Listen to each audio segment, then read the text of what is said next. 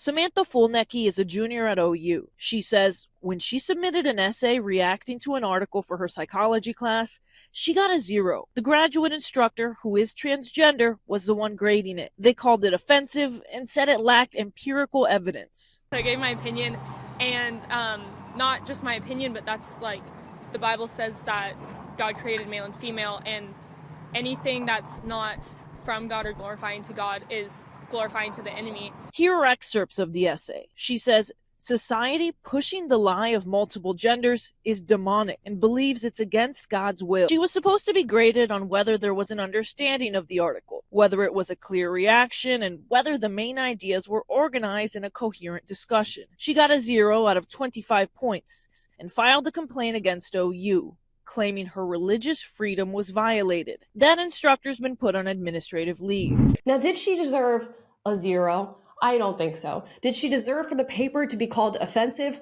Only academically, okay? Not from a political perspective or a religious perspective. But let's go ahead and read the first paragraph here. This article was very thought-provoking and caused me to thoroughly evaluate the idea of gender and the role it plays in our society. The article discussed peers using teasing as a way to enforce gender norms. I do not necessarily see this as a problem.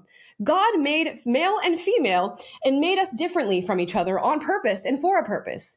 God is very intentional with what he makes, and I believe trying to change the world, that would only do more harm. Gender roles and tendencies should not be considered stereotypes. Women naturally want to do womanly things because God created us with those womanly desires in our hearts.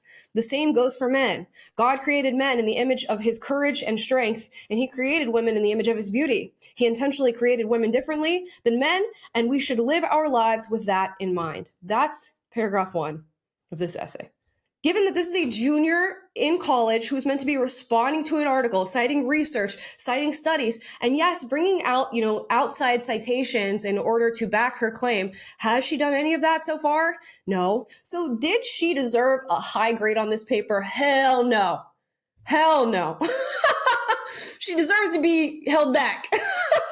But did she deserve a 0 and for this paper to be called offensive?